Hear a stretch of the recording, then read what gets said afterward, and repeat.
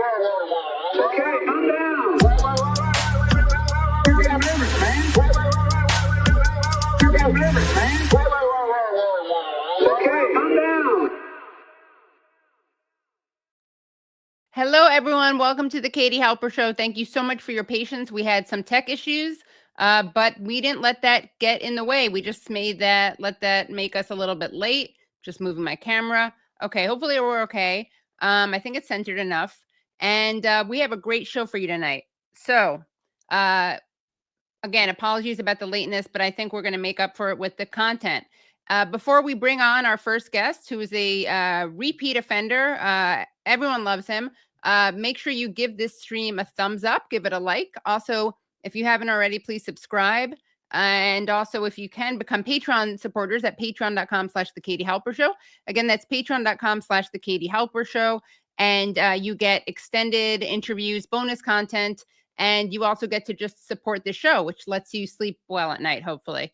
Again, that's patreon.com/The Katie Halper Show. We have great extended content, bonus interviews. For instance, an amazing interview that we did with Tony Greenstein on Zionism during the Holocaust. We'll also have people who are patrons. You will get to see earlier than anyone else. You'll have early access to a really great interview I did with Wallace Shawn, who says some amazing stuff about Israel and some very controversial stuff. And he does not hold back or mince his words when it comes to criticizing Israel. And that's a fascinating interview. So again, join the Patreon so you can get early access to that. We are going to be, during the second half of the stream, we're going to be talking to Yaakov Shapiro, who is a rabbi and writer and anti-Zionist expert on many things, including Judaism. And he focuses a lot on how Zionism distorts Judaism. And he's written an entire book about that called The Empty Wagon, which we'll get into. But our first guest, who I'm so excited to bring on to talk to us, is Mouin Rabbani. He is a Dutch Palestinian analyst, co-editor of Jadaliyah, and non-resident fellow at the Center for Conflict and Humanitarian Studies. He was previously senior analyst Middle East and special advisor on Israel-Palestine with the International Crisis Group and head of political affairs with the Office of United Nations Special Envoy for Syria. He's a contributor to the book Deluge, Gaza and Israel from Crisis to Cataclysm. So welcome, Mouin. Thank you, Katie. It's great to be with you again. Yes, thank you. Always so informative, and I learned so much from talking to you about so many different things. And so I guess we should start off by talking about this kind of breaking news about this deal. Is it even a deal? Is there a ceasefire in the works? Was it negotiated by Trump and Netanyahu? Tell us what happened, and then let's get into the why and how. Well, I should maybe start my response to your question by saying there are a lot more reports than there are confirmed facts. So much of what I'm going to be saying is a little speculative. But there have been supposedly authoritative texts of an imminent ceasefire and captive exchange agreement floating around. They're being put out by Palestinians, by Israeli media, by various others, and they seem to be fairly consistent. And if these reports are correct, again, I preface that with saying if these reports are correct, then basically Israel and Hamas appear to be on the verge of reaching a three-stage agreement, which is virtually indistinguishable from the agreement that outgoing President Joe Biden presented, I believe it was in late May, and that he at the time said was an Israeli proposal. So then the question becomes, why is Israel now accepting a proposal that it has not accepted before now? And why is Hamas now accepting this proposal? In other words, what has changed? Well, if one listens, for example, to US officials, Secretary of State Antony Blinken and others, you're left with the impression that Israel has signed off on this agreement many months ago, and the real obstacle has been getting Hamas to provide its consent to this agreement and to its implementation. But in fact, as we've known from multiple sources, most recently today from Israel's National Security Minister, Itamar Ben-Gvir, it is Israel that has consistently refused to finalize an agreement using various pretexts, which all come down to a determination to continue with the genocidal campaign in the Gaza Strip and its various attacks in the West Bank and elsewhere in the region. What appears to have changed now is one simple thing, that Trump appears determined not to have to deal with a Middle East crisis, and particularly one that includes American hostages in the Middle East. If anyone remembers Jimmy Carter, on the day he enters the White House and wants this resolved. And according to Israeli press reports, his Middle East envoy, who I believe his name is Steve Witkoff, went to the Qatari capital, Doha, where the finalization of these negotiations is taking place. Basically came to the conclusion that there were elements on which Israel needed to give its consent and approval, flew to Tel Aviv, read the riot act to Netanyahu, and since then everyone has been talking about an imminent ceasefire and exchange agreement. And can you elaborate on what you just said about Ben-Gvir and what he just what was just revealed about him and the hostage negotiations? Well, what Ben-Gvir today came out with a statement, basically saying that on multiple occasions during the past year, he has personally intervened to make sure that no ceasefire agreement is reached. And essentially, what he's saying is that at various stages, he has informed his prime minister, Benjamin Netanyahu, that if an agreement is signed, that Ben-Gvir will leave the governing coalition and the government will collapse. I think that's partially true, because I think Ben-Gvir, perhaps for electoral purposes, is also trying to give the impression that Netanyahu has been willing at various stages to sign an agreement, but that it was only because of Ben-Gvir's intervention that such an agreement was not reached. Whereas I think it's been quite clear for many months that Netanyahu appears has been as uninterested in such an agreement as Ben-Gvir makes himself out to be. And of course, the other key issue is that it essentially took one visit and one firm conversation with Netanyahu to bring this agreement to the cusp of final agreement and implementation. Again, a big if, because nothing is certain yet, but it appears plausible that it's imminent. And I think what that reflects is that for at least the past 6 months, the outgoing US administration, Biden, Sullivan, Blinken, and the others, have not only made absolutely no effort to reach this agreement, but have made a conscious choice not to use any of the enormous leverage that the United States holds over Israel to bring this to an end.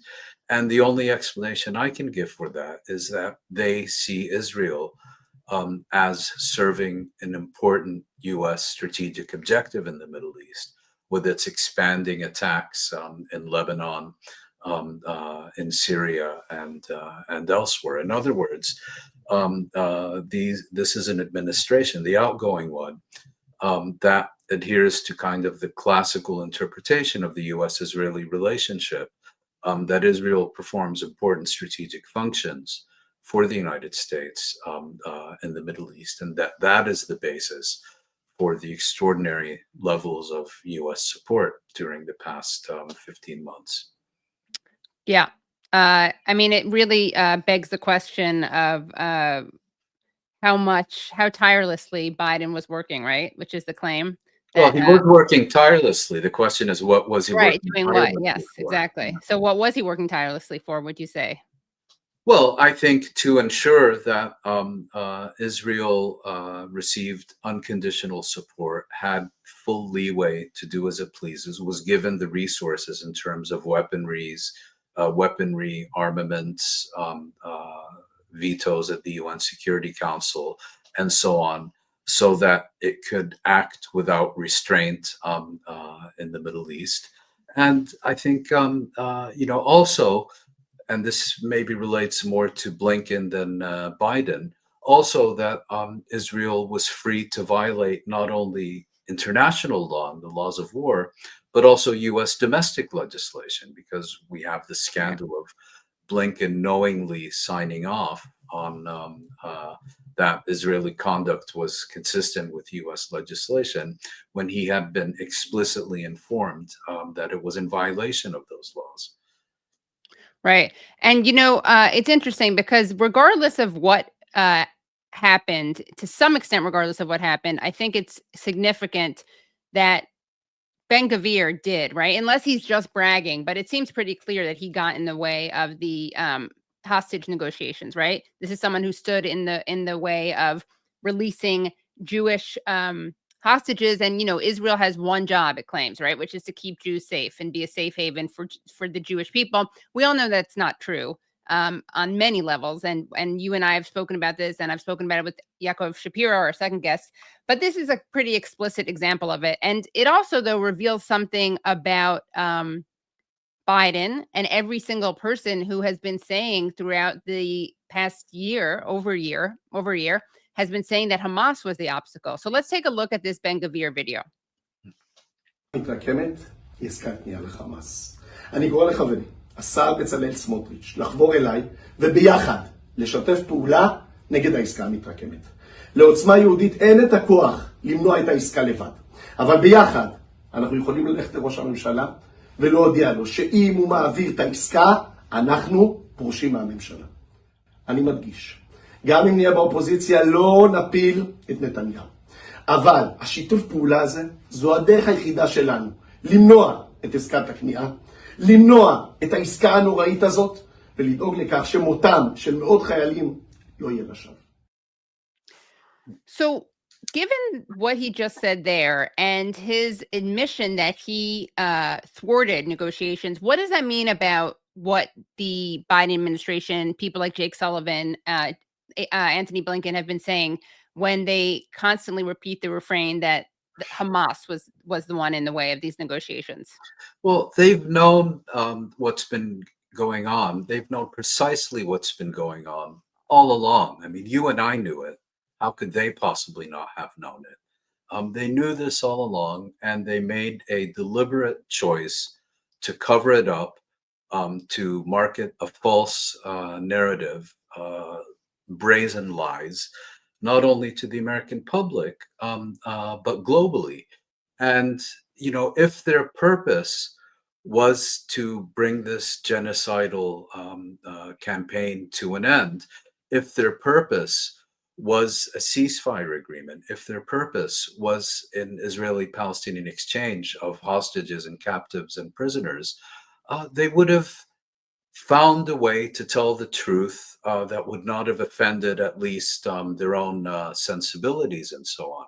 But they deliberately chose to lie, and to lie repeatedly. And their motive, I think, was that they shared the Israeli government's agenda of prolonging and expanding this war at the expense, certainly, of tens of thousands of Palestinian lives and many Lebanese and Syrian and other lives, but also at the expense of the lives of perhaps dozens of Israeli captives and hostages who were being held in the Gaza Strip. It's an absolutely cynical approach, but that's often the case with foreign policy, particularly by a superpower.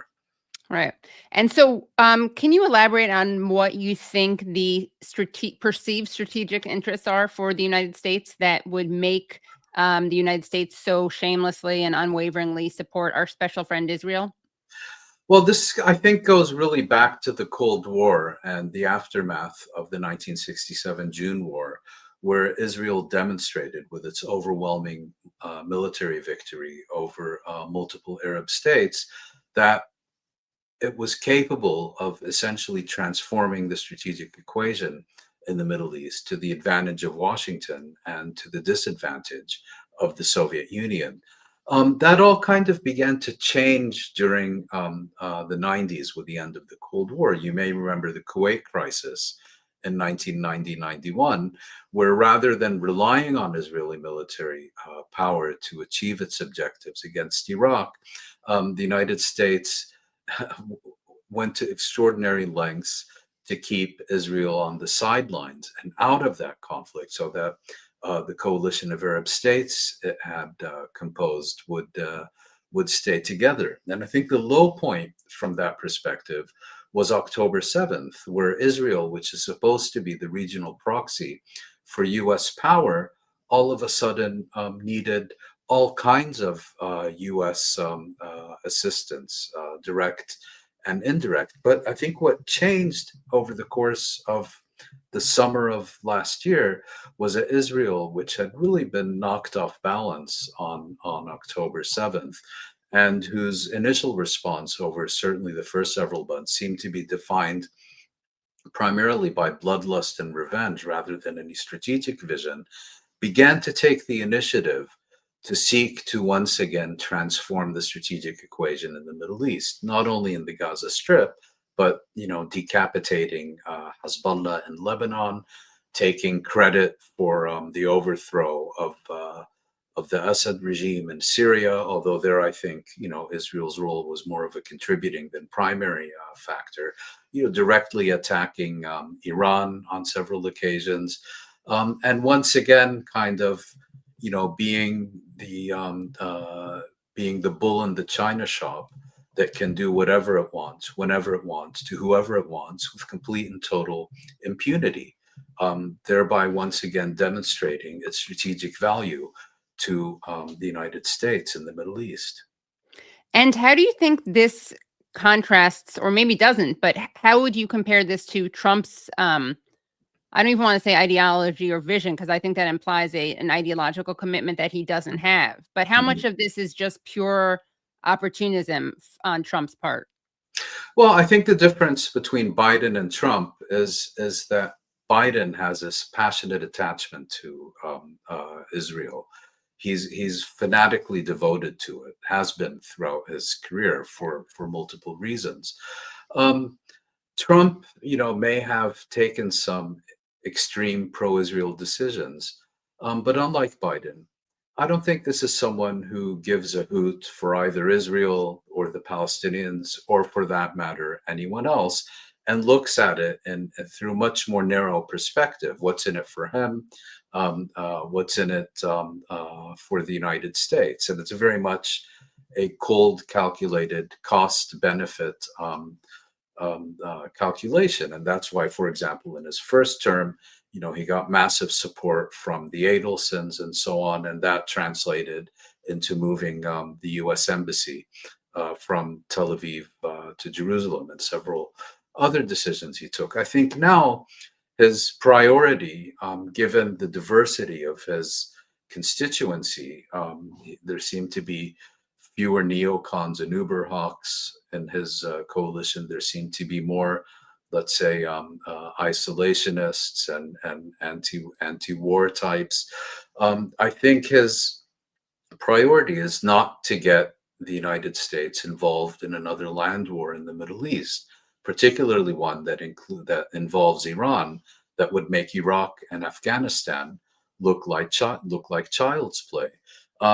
He, according to people much better versed in Trump than I ever care to be, he seems to have an agenda that is primarily domestic, that is primarily focused on extracting revenge against all his real and perceived enemies, that is focused on hostility towards immigrants and so on. And he doesn't want to be distracted by Israel's conflicts, if you will, in the Middle East. And I think the big question that we need to look at in the coming months is not so much the US-Israeli relationship, but rather the US-Saudi relationship. Will the Saudis persuade Trump to ditch this idea of a Saudi-Israeli normalization agreement and to instead limit it to a bilateral US-Saudi agreement where the US delivers a nuclear program and a formal security guarantee to Saudi Arabia, and in return, Saudi Arabia pledges to buy tens of billions of dollars in US weapons, reduces its relations with China, and so on? Or alternatively, will the Saudis go to Trump and say, look, we want to do this normalization deal, but only if you can force Israel to do 1, 2, and 3. And that's something that would be, I think, inconceivable under Biden, but is certainly possible under Trump. I'm not saying it's going to happen or that it's even likely, but it's at least within the realm of possibility. Right. Yeah, I remember saying a bunch that I really wanted to create a narrative that Netanyahu had done something to slight Trump so that Trump would retaliate against Netanyahu. Like if there was something personal that upset Trump, I thought that would be a good way to potentially get a shift in policy towards Israel. That's where we are in 2025. Yeah. I mean, that's what he apparently like was Soleimani. It was like a meme war that that really got him to call for his assassination. I actually want to not to like be too self-referential, but I do want to play a little clip from a discussion that I had with Fouad Dakwar and Brianna Joy Gray, where we did talk about this potential for Trump to do something that Biden wouldn't do, not because he cares about Palestinians, obviously, but for other reasons. Let's take a look. And I'm exhausted, and I did have a martini, but one thing I did want to say is I actually think that the argument, I get that it's morally repugnant, but I don't think that I've often thought that the how can it get any worse, it's already a genocide argument is flawed. Not morally. I understand it morally, but I actually think I could imagine where a lot more people are killed. Yeah. And a genocide, obviously a genocide is already a genocide, and it's I mean, it's beyond comprehension. It's evil, right? But maybe there could be a genocide that was like killing twice as many people, let's just say for argument's sake.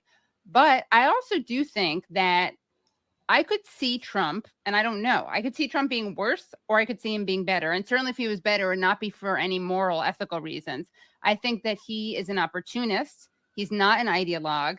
He's not an ideological Zionist, the way that Biden is. Now, I actually think Kamala is more of an opportunist also. Biden's an opportunist too, but Biden's more ideological than Kamala is, I think. But I could see Trump, similarly to the way that like Clinton was able to get NAFTA in a way that Bush couldn't get it in. Right. And, no one's going to accuse Trump ever of being soft on Palestinians or being hard on Israel. So that's one thing I could imagine happening. Same thing. I mean, you can make that argument with lots of things, like with crime. But I don't know. What I do know is that, welfare. Exactly. Yeah. What I do know is that people should not.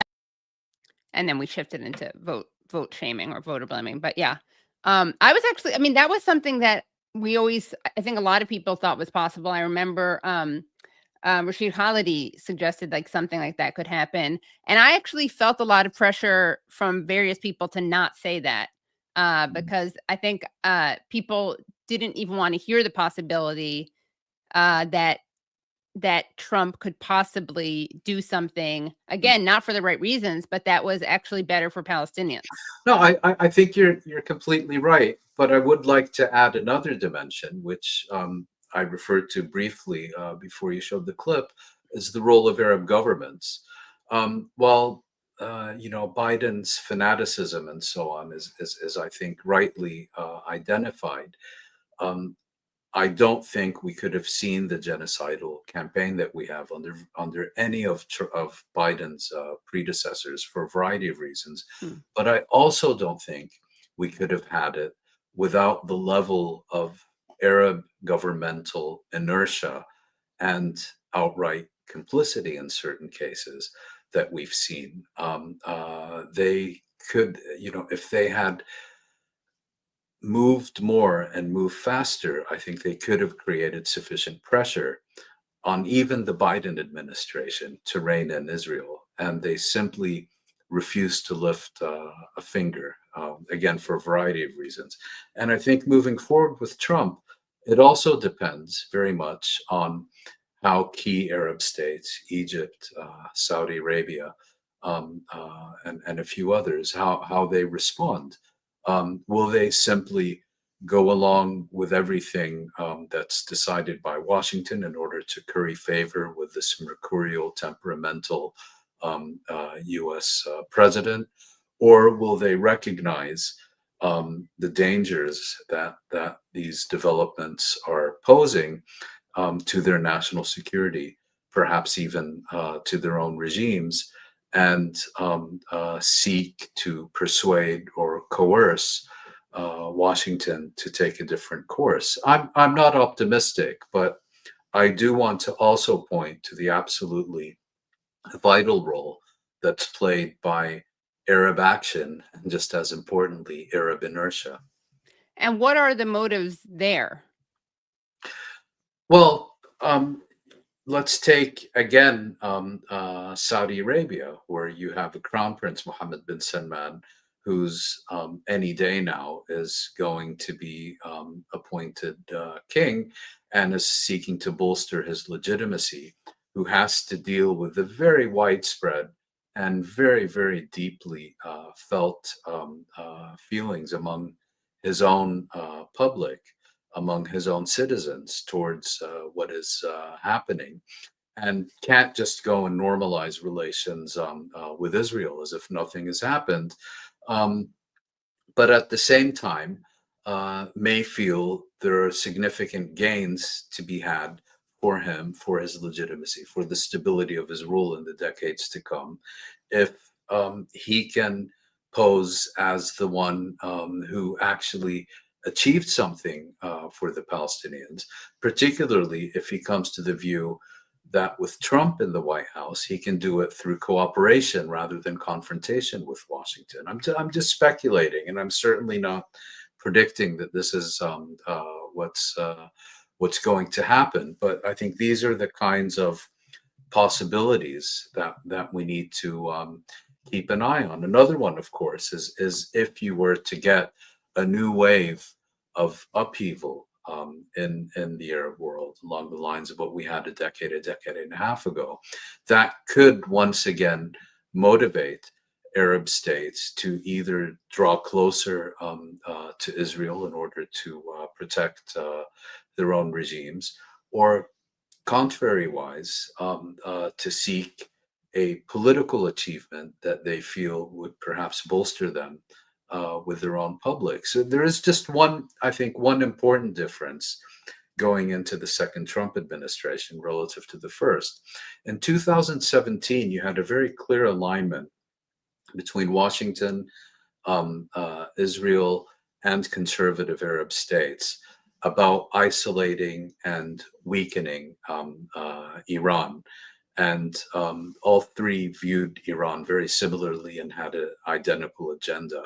I think this time around, they're much less in sync than they were 8 years ago. Israel, I think, is as gung-ho as ever. Washington, potentially less so. And the Arab states, I think, have sobered up from seeing how Washington did nothing to protect them when there were Iran or Iranian-inspired attacks against the Gulf states during the Trump administration. And they now also see Israel as not only a partner, but also as a regional pyromaniac, setting the entire region aflame, and don't want to be caught in the resulting fire. And in fact, have already been reaching out to Iran in various ways during the past year. And also, I think they probably see Iran as a less significant threat than the one it posed 8 years ago. Well, Antonin Blinken, who really likes to think outside the box when it comes to diplomacy, given that he doesn't practice any of it and seems to love war. He has been doing a lot of PR, self-promotion, and I want to just play an excerpt of a speech that he gave You have today. to? I know, trigger warning. Yeah, I should have told you to get an earplug for this part. But he had some interesting things to say about the impact of Israel's, war on Hamas, which is what they, of course, call it. And before we play that, everyone who hasn't already liked this stream, we got to fight back against the corporate tech overlords who control us. So please give it a like if you haven't already. We should have at least half of the people watching should have liked this. Let's see where we are. Nope, we're not quite there. I'm going to wait like 5 seconds. Let's see how much we can improve in likes, how much. And Mouin, this has nothing to do with you. Everyone likes you as a guest. They're just not very well trained. All right. Okay, so let's take a look at Anthony Blinken. Indeed, we assess that Hamas has recruited almost as many new militants as it has lost. That is a recipe for an enduring insurgency and perpetual war. The longer the war goes on, the worse the humanitarian situation gets in Gaza. So what's your reaction to that? Well, I think this can be interpreted in two ways. The first is that he's setting up the pretext, the justification for Israel to continue its attacks on the Gaza Strip and the Palestinians in the event of a ceasefire agreement. We have something similar in Lebanon, where a formal agreement was reached, and then there was a bilateral U.S.-Israeli side agreement that basically entailed Washington authorizing Israel to treat the formal agreement that was reached as irrelevant and do as it pleases with U.S. support. And perhaps there's something similar in the works now with respect to Gaza. But, by coming out and saying that Hamas has recruited as many people that it's lost, and that Israel is still facing this threat, seems to me that Blinken's real purpose is to provide a pretext and a justification for continued Israeli aggression in the Gaza Strip. At the same time, he's stating the obvious. I have no idea where he gets his figures.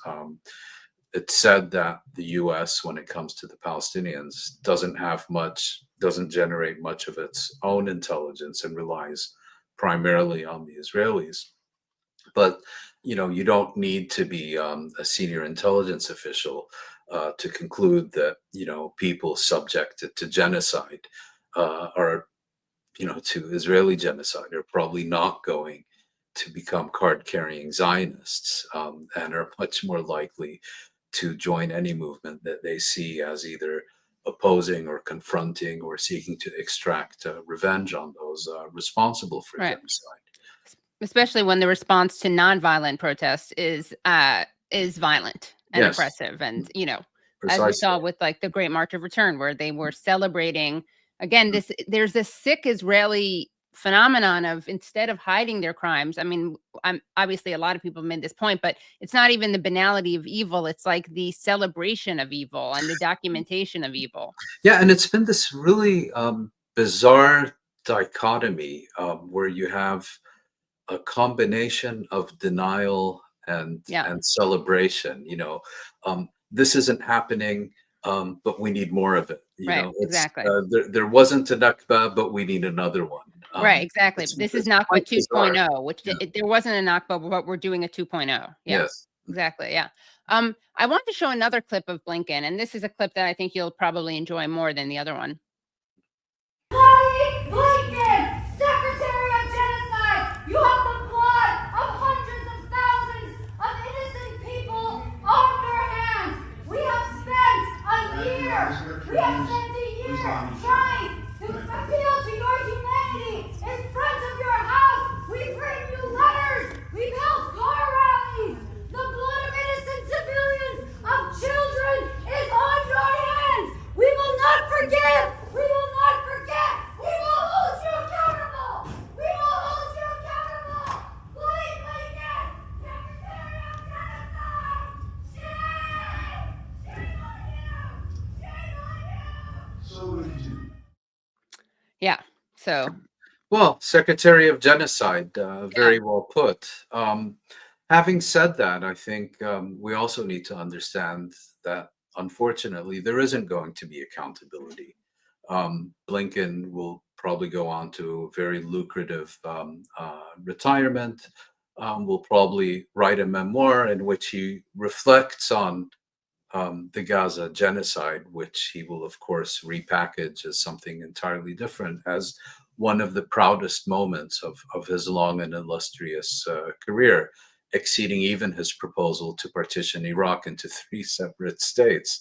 I think, also if you listen to Biden's speech this afternoon about his extraordinary foreign policy achievements during the past 4 years, these people do not have an ounce of regret. To the contrary, they take genuine pride in what, from their point of view, they've achieved and accomplished. yeah. And it's disgusting, that what is it? One of his last acts is going to what is it? I believe $8 billion of weapons. Yes, a parting gift. Yeah. A parting gift, yeah. I mean, and that's so, lest anyone think that Biden just had to do this for political reasons, and he didn't want to do it, but he had to get reelected, and it was a 4-dimensional chess move, and it was the ends justify the means, because it was obviously better for him to be president, or Kamala to be president, than Trump. This totally, debunks that claim. That had no water anyway. I want to show another clip, and this is a pretty obviously disturbing and sad clip, because lots of times we've seen that whenever there's a ceasefire announced, it's almost like an excuse for Israel to go on a killing spree. And so, I guess on Monday, in a 24-hour period, Israel killed at least 70 people. And then in the first few hours of dawn on Tuesday, airstrikes killed at least 12 more. And here is Mahmoud Basel, a spokesperson for the Palestinian Civil Defense. Let's hear what he had to say. من 20 غارة من الفجر حتى الآن في مدينة غزة لوحدها، نتحدث يعني مع المجزرة هذه ممكن يصل لعدد الشهداء إلى 50 شهيد في ظرف 12 ساعة، وبالتالي الاحتلال الإسرائيلي يستهدف في كل مكان، مدارس، مساجد، بنية تحتية، منازل، مواطنين، الآن كله يستهدف، والآن نتيجة عدم وجود أسرة، عدم وجود متسع داخل المستشفى، مستشفى الأهلي، تنصب الآن خارج المستشفى الأسرة، على الأرض يتم علاج المرضى، وبالتالي الواقع لابد أن ينتهي، هذه المعاناة يجب أن تنتهي. الاحتلال الإسرائيلي كلما كان هناك حديث على تهدئة، على هدوء، يصبح الاحتلال يعني شيء جنون، ما يجري جنون بمعنى الكلمة. قتل بالجملة في قطاع غزة، قتل بالجملة. المواطن في مدينة غزة لا يستطيع أن يتحرك من منزله نتيجة الاستهدافات المتكررة، ولذلك لابد أن يتحرك العالم قبل فوات الأوان. Yeah. Well, and I think it's worth recalling that what passes for civil defense, particularly in the northern Gaza Strip, as often as not, really the only instruments at their disposal are their bare hands. Their ambulances have been targeted. Their what do you call them? Excavators or whatever they're called have been targeted. Their fuel supply has been choked off, and you hear horrific stories of people just listening to the screams of families buried under rubble that simply end up expiring because what passes for Palestinian civil defense simply lacks the capability to access these people and save them. I mean, of course, we've quite rightly been talking about Israel's genocidal campaign and the bombings, as this gentleman was saying, and so on. But I think the untold story is how many people have died from non-fatal injuries that, under any normal circumstances, in the Gaza Strip prior to October 2023, could have been easily saved. Whether because of lack of proper civil defense, lack of basic disinfectants and medicines and so on, lack of fuel and all the rest of it. The indirect deaths have to be part of the equation. Right. It's just so disgusting knowing that these deaths, like, literally as we're speaking, they're happening because things like fuel not being allowed in. So totally unnecessary deaths. And well, I wanted to talk to you also about a fight that you had with someone online, someone named Saad, who is I guess he's a Canadian, of Lebanese Jewish origin. Something like that. I yeah. don't know. Yeah. He just has a huge online presence, and I know he's an idiot, but I want to show it because I think that there's something that's happening right now that's scary, kind of on both sides, and we're actually going to bring in Yaakov Shapiro for this discussion because I think that this isn't new. I mean, for Islamophobes or racists or bigots or whatever you want to call them, often present racist caricatures of Muslims, of Arabs, who they conflate as one and the same. And they attribute, different political things to religious things. But we're also seeing this, I think, with anti-Zionists who are making the mistake of attributing political things to the Talmud or something, like to the book, right? And I have to say, I mean, I'm someone who's not at all religious, so I really have no skin in the game when I talk about Judaism. But I want to talk about this dual phenomenon. So I'm going to bring on just for a little bit, so that I think it would be great to have you guys overlap for a few minutes.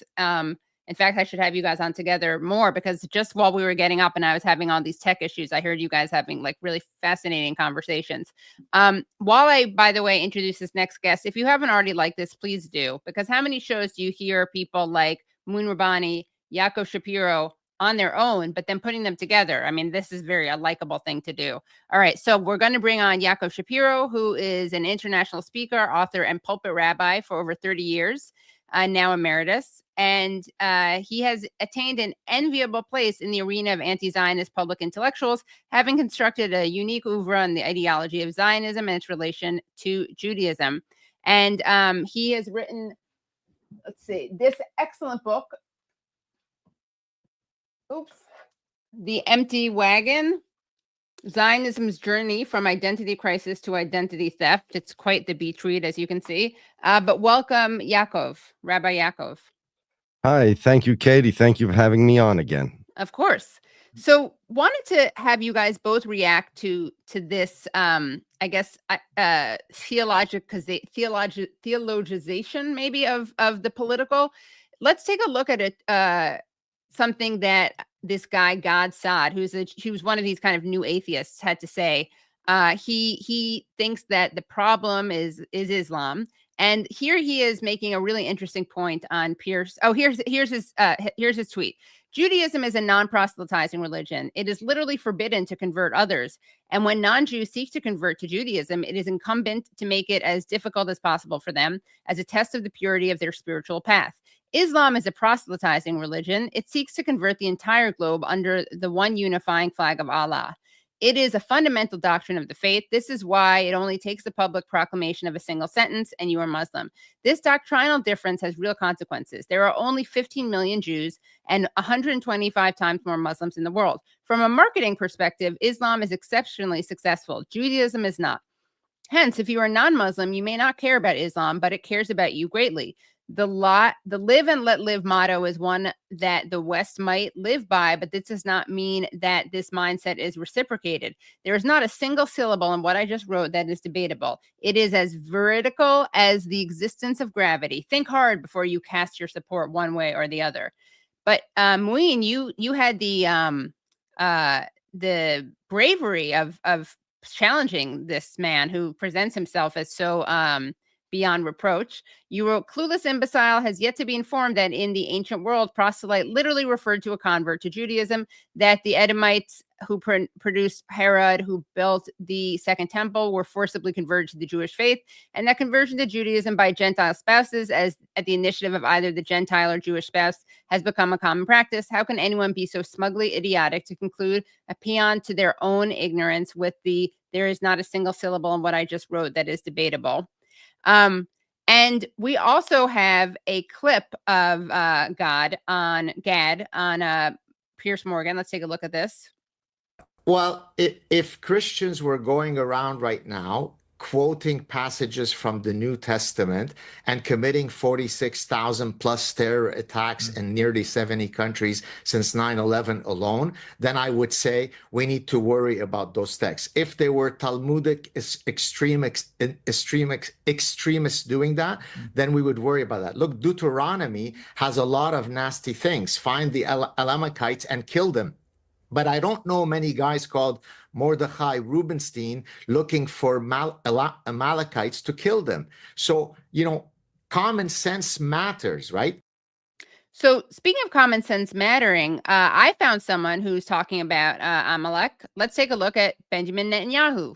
Must remember what Amalek has done to you, says our Holy Bible, and we do remember, and we are fighting. Our brave troops and combatants who are now in Gaza or around Gaza and in all other regions in Israel are joining this chain of Jewish heroes, a chain that has started 3,000 years ago from Joshua ben Nun until the heroes of 1948, the Six-Day War, the 73 October War, and all other wars in this country. Our hero troops, they have one supreme main goal: to completely defeat the murderous enemy and to guarantee our existence in this country. We've always said, never again.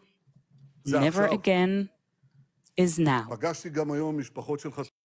So besides being a disgusting perversion of never again, just for context, this is from Samuel, verse 15:3. It says, "Now go and smite Amalek and utterly destroy all that they have, and spare them not, but slay both man and woman, infant and suckling, ox and sheep, camel and ass." So what are your responses to this? May I go first? Please. Sure. Okay. So I don't even know where to begin. First, regarding the proselytizing, well, it's true that Jews don't proactively try to convert people to Judaism. I need to explain why that is. The reason is because according to Judaism, everybody in the world is obligated to serve God. Now, if you're an American, you refer to God as God. Ashkenazi Jews, religious ones, refer to him as Hashem. And my Sephardic friends from Syria refer to him as Allah.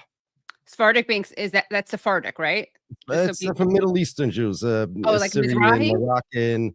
What? Is it Mizrahi?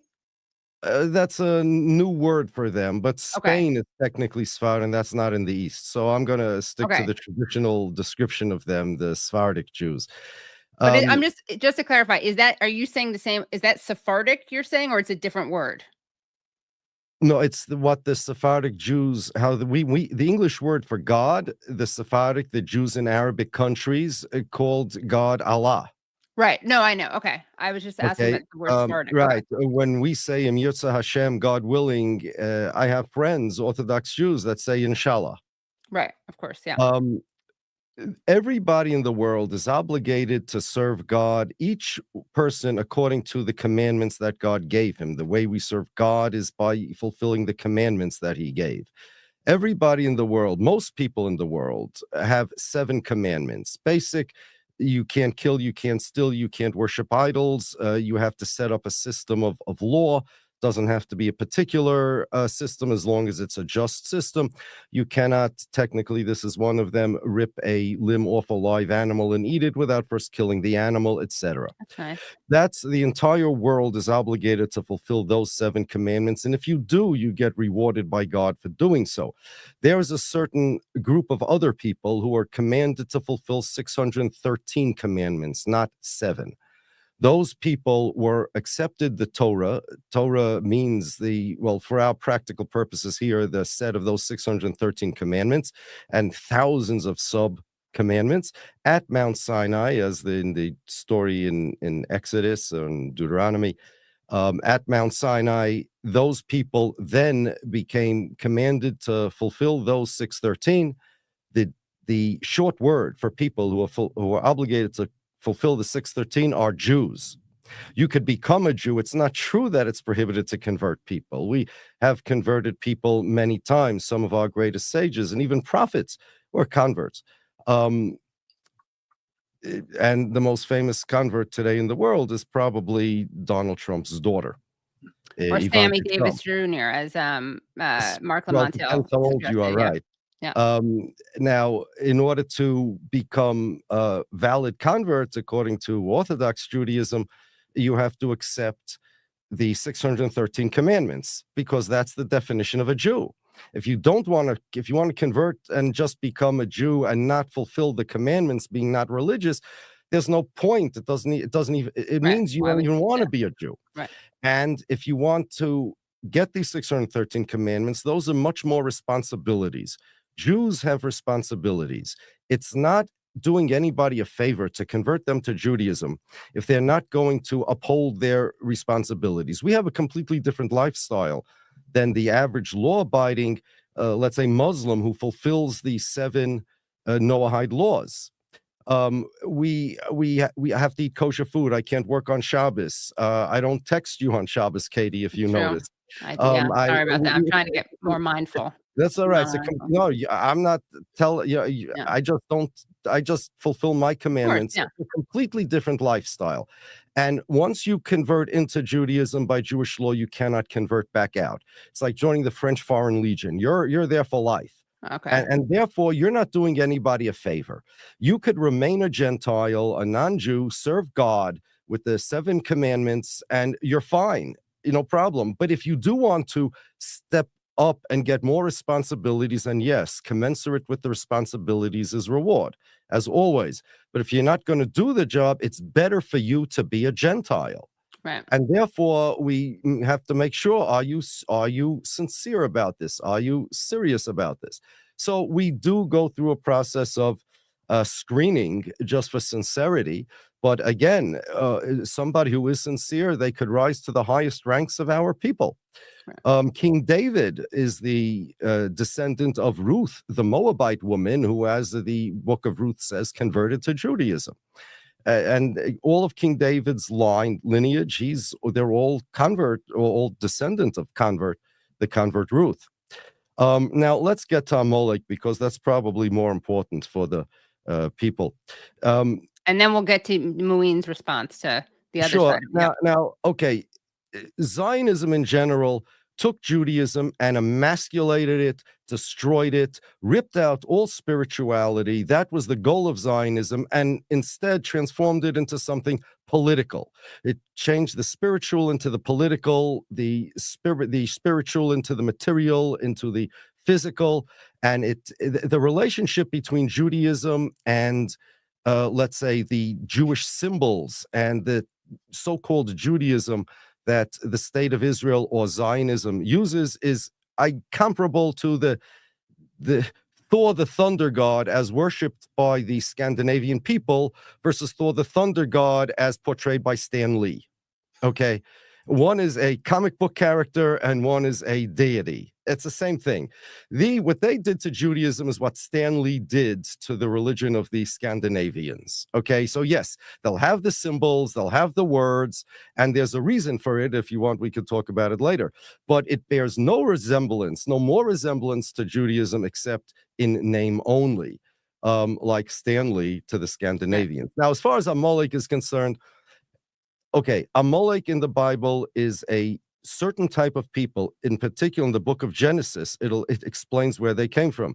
They are grandchildren, descendants of Esau, the brother of Jacob, who, by the way, disqualifies all Arabs from being Amalek, because Abraham had a son, Yitzchak, Isaac, who the Jews come from, and then he had another son, Yishmael, who the Arabs come from. That's the Judaic belief.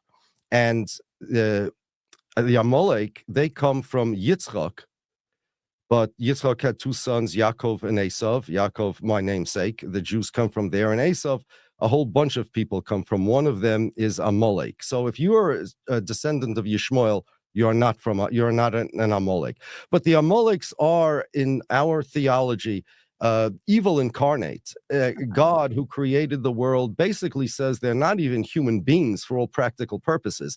They're incorrigibly evil. If this was another religion, by way of analogy, you'd say they're demons in human form or something like that. And only when God said to kill them, so he killed them. You're not even killing human beings. You're killing you're killing literally, like the incarnation of evil. Today, we have no way to identify anybody as Amalek. Nobody, right. Zero. That not at all. We had these people are unidentifiable, these demons, whatever you want to call them. And Netanyahu just made it up, pulled it out of his hat, that he decided the Palestinians are Amalek. First of all, it's not even possible. Palestinians consider themselves, and I know there are Christians among the Palestinians, etc., but in general, if the Arabic people consider themselves descendants of Yishmael, it is mathematically impossible for them to be Amalek. But I don't even need to get into that. All I need to say is that Netanyahu invented that out of his hat because the state of Israel takes the place of God. And whereas evil incarnate, the enemies of God, the antithesis of godliness is embodied in Amalek, to Zionists, the antithesis of evil is somebody who's the enemy.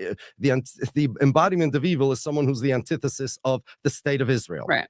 Right. So literally just making a comic book character out of the entire theology. Right.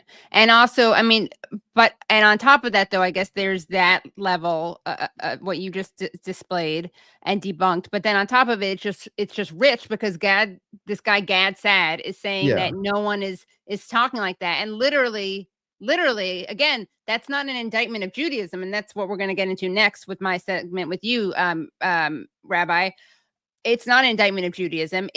What it is an indictment of is the claim that, what he's doing is that, there's nobody weaponizing Judaism the way that they're weaponizing Islam in a dangerous way. And he literally chooses an example of something that Netanyahu had himself done. And Mouin, what is your response to this? Well, I'd just like to start by saying I've actually never had an exchange with this particular character. Hopefully it'll remain that way because he's just so off the wall. I think he's trying to achieve several things. First of all, by making these claims about, it's impossible to convert to Judaism, and if you try, everything possible will be done to prevent you from doing so. The subtext here is really an argument about, racial purity and racial superiority, with some very dark echoes of the past. That's what I think his underlying purposes. The second one, that video clip you showed, and this is something I think he has in common with a lot of his far-right new atheist friends, basically making the argument that if you profess to be a Muslim and you're not a terrorist, you're misinterpreting your religion and not practicing it properly. In other words, you can't be a good Muslim unless you conform to all their diabolical stereotypes and tropes about what a Muslim is and is supposed to be.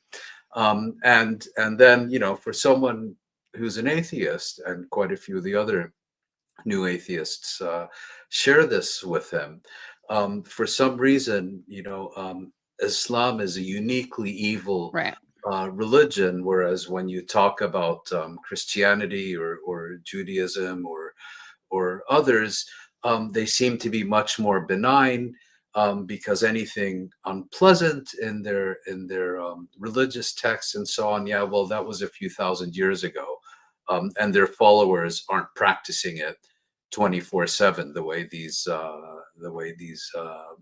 rampaging Muslim mobs are. And I think the comment of, I've never seen a Mordecai Rubinstein make a reference to the Amalekites demonstrates that. And you all, again, that's on that side. Then, of course, also you have people trying to ascribe all the evils of Zionism to the Jewish religion, not understanding, as I think Rabbi Shapiro just explained.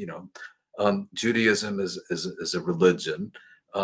Zionism is a political ideology. It's a political program. It's a nationalist movement, and Zionism, by claiming to be the embodiment of the Jewish people, and presenting itself as kind of the logical culmination of what being Jewish is in the modern world, has of course contributed to this misunderstanding. But nevertheless, I think people do have a clear responsibility to understand the distinction between a religion and a nationalist political ideology, and not confuse the one with the other. So just this very offensive idea that, oh, well, if you're not trying to behead your next door neighbors, you're not let me explain your religion to you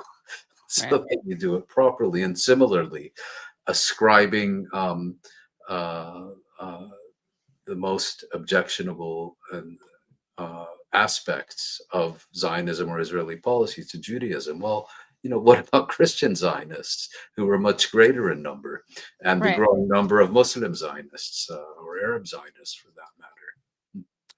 Right. Yeah, that's an important point. Yeah, and it is something that I think that I understand why it's on the rise. This thinking, when you have Israel doing what it's doing and claiming to be speaking in the name of the Jews, whatever that means, and obviously that's something we'll get into in a second, Rabbi. But as you said, Mouin, like, people have to be able to distinguish between Zionism and Judaism and Jewishness, and it's actually, I mean, not only is it wrong to attribute the evils of Zionism to Judaism as the religion, but it also is great for Israel, because whenever I see someone doing this, I say that they're providing Israel with free Hasbara, because then Israel gets to point to this anti-Zionist and say, you see, they say they're anti-Zionist, but they actually hate the Jewish religion. Yeah, and if I can just make one more point, I mean, the same people who are claiming there is and cannot be a distinction between Zionism and Judaism are often the same people who are telling you there is not and cannot be a distinction between ISIS or Al-Qaeda and Islam. It's absolutely absurd. Yeah. Well, Mouin, you've been so generous with your time. Any final things that you want to say before I subject my audience to Candace Owens?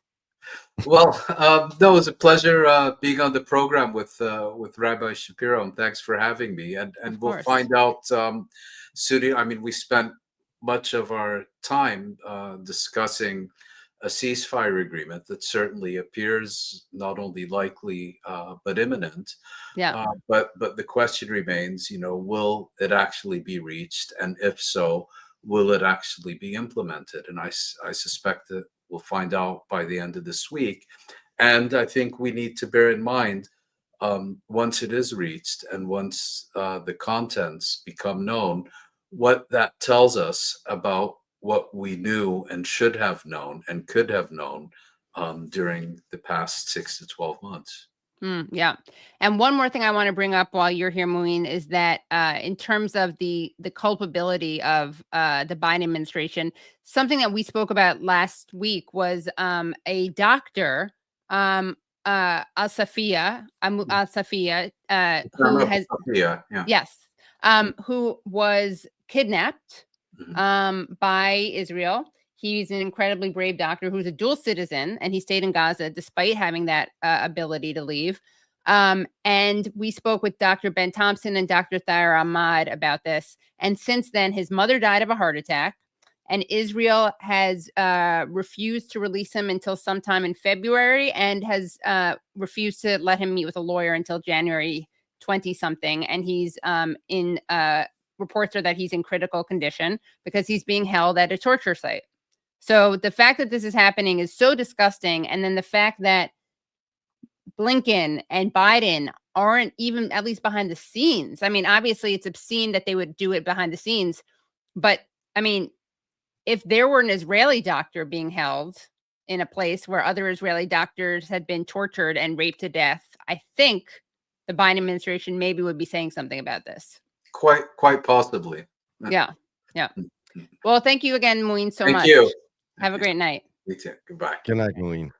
All right, everyone, make sure you've liked this if you haven't already liked it. We're kind of close, but Rabbi Shapiro, I'm so excited to be talking to you because I text you all the time. I ask you a bunch of questions, and we make fun of certain as you say, Zionists need therapy, and I think that's true. And imagine how much the world would be, how much pain and violence and killing the world would be spared if they could get therapy. But I do want to have you on to talk about the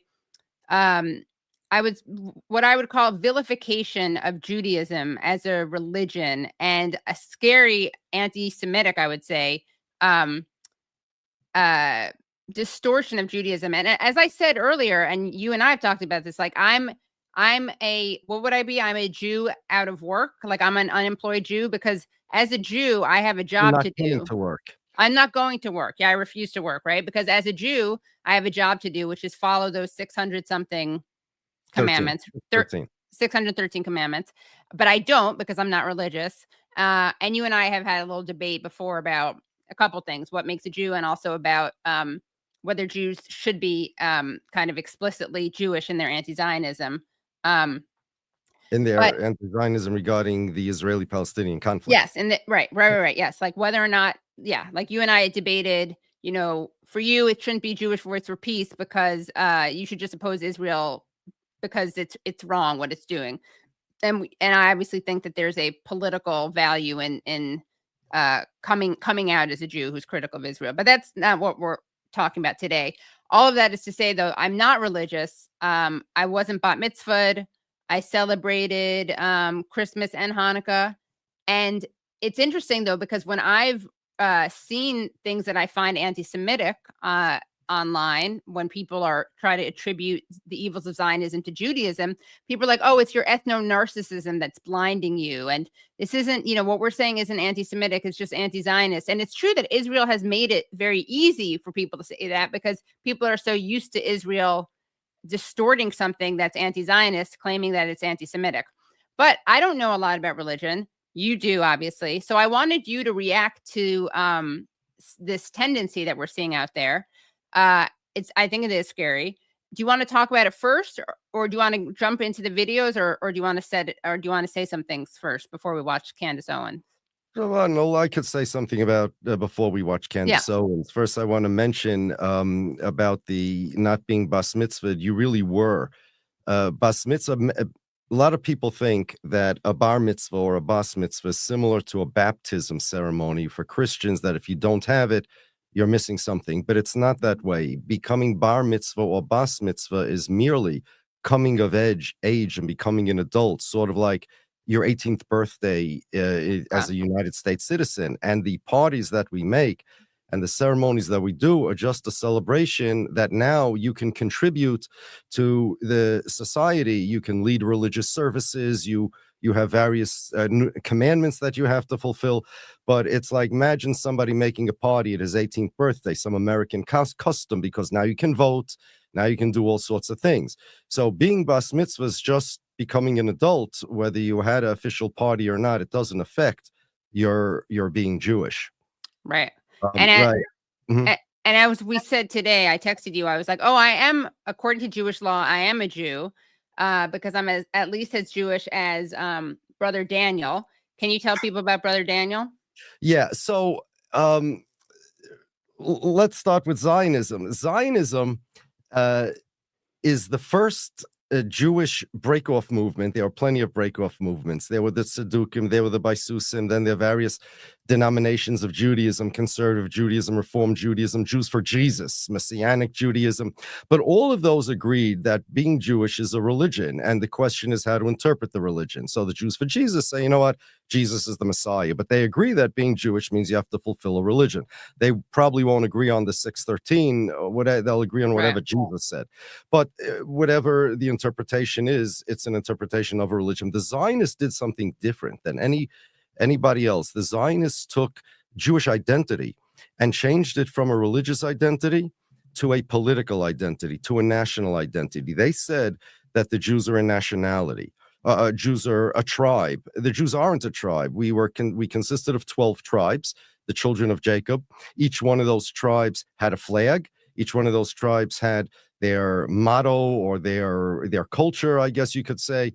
And I guess you can call it 12 nations in those days, 12 large tribes. Then there were 1 and then 2 Jewish kingdoms. There was what today would be divided up the northern part of Israel and the West Bank versus the southern part of Israel and the southern part of the West Bank. Yehuda and Yisrael, Judea and Israel, it was called. Those were 2 actual kingdoms. And the people throughout the 12 tribes and throughout the 2 kingdoms, they were all equally Jewish. They were Jewish because being Jewish has nothing to do with a kingdom. It has nothing to do with a tribe. It has to do with your relationship with God, right? And the Zionists said, no, it's not true. Being Jewish is a nationality. Now, the Jews never had a flag. The Jews never had a common language, culture, land. We had once upon a time, but that's not what made us Jewish. For thousands of years, we didn't.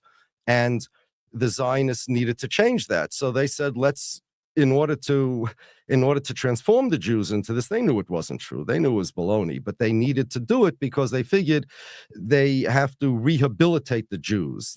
Those stereotypes that you mentioned about the Jews in the Talmud, the Zionists believed it, except the truth is the Zionists and the anti-Semites both attacked the Talmud part of Judaism, because the Bible, the written part of Judaism, we call, as opposed to the oral part, which will throw in the Talmud and other Talmudic type teachings, the Medrash, the Mishnah, etc., was that the anti-Semites started this protocols of the elders of Zion. This is really what it's related to.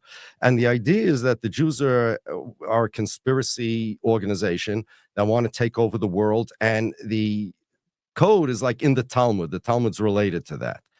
And there you could see it. So this was like a neo-Nazi kind of, it was Russian really, the protocols, but now it becomes like a neo-Nazi kind of anti-Semitic trope or slander against the Jews.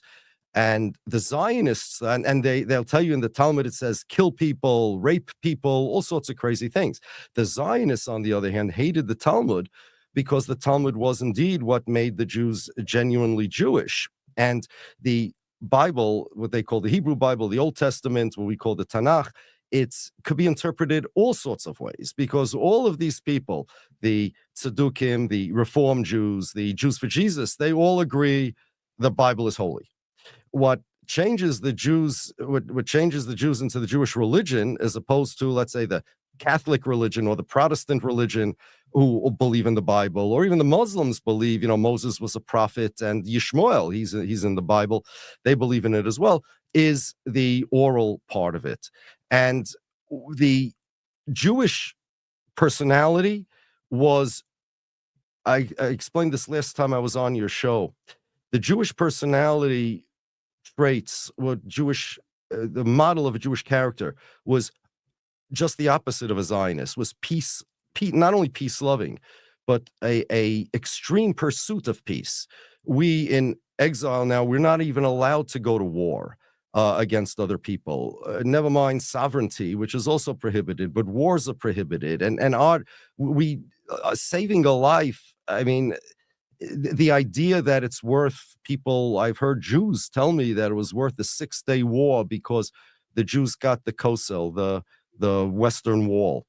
That's insane from a Judaic perspective. Everybody knows the one thing probably that the Orthodox, conservative, and Reform Jews agree on is that if somebody's life is in danger, except for three cardinal sins, adultery, incest / idolatry, and murder, you violate whatever commandments there are in order to save a life. Most common example, woman's pregnant, she'll get driven to her husband will drive her to the hospital on Shabbos. Happens every week, literally. But someone's in the hospital, someone's life is at stake, that takes precedence over the commandments. So to say a war, and never mind people that you kill, your own people that died, you made widows, orphans, people were killed for what? For a wall? That's insane.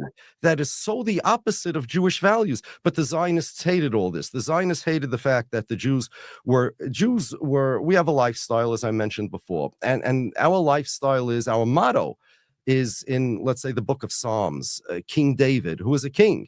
You look in Psalms, you will not find the typical things that kings talk about. I would like my enemy. I want to kill all my enemies, and I want their heads on stakes, and I'm going to torture them and conquer lands. King David doesn't talk about that.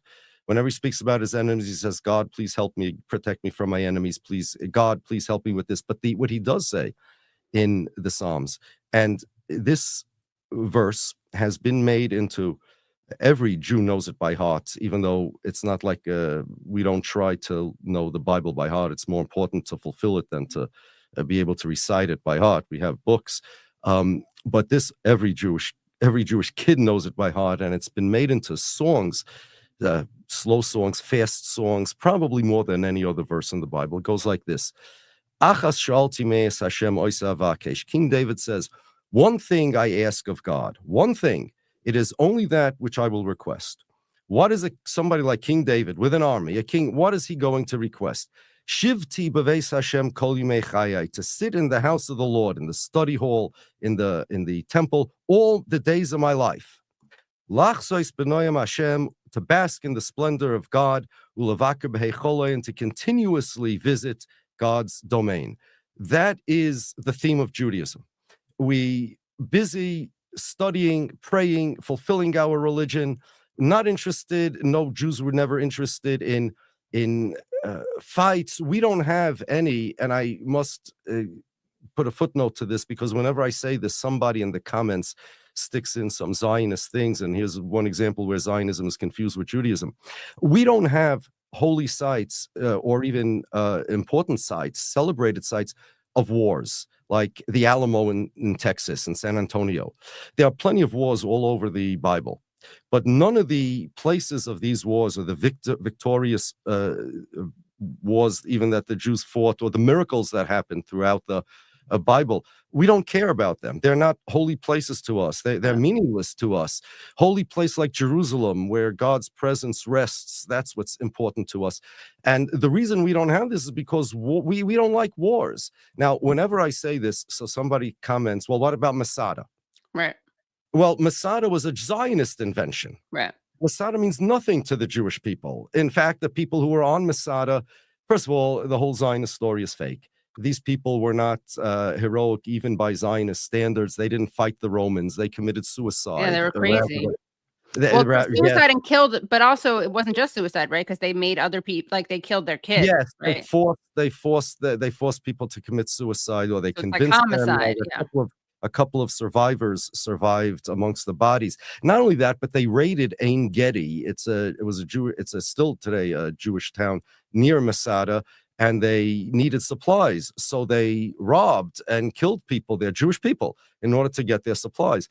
They were not Jewish heroes. They were Jewish villains, as far as we're concerned. The Zionists made that into a thing. It was nothing. Absolutely, Shmaryahu, Gutman, and Yigal Yadin, those were the guys that did it. It means nothing to us. In addition, somebody asked about Hanukkah. Well, Hanukkah, we celebrate well, guess what?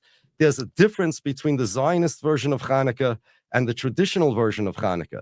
The traditional version of Hanukkah we celebrate because, yes, there was a miracle. The Maccabees won a war, and they were fighting not for national self-determination, not for freedom. They were fighting only for freedom of religion, because the Syrian Greeks made laws that we can't fulfill our religion, and these guys got up and said, now we're going to beat them in a war.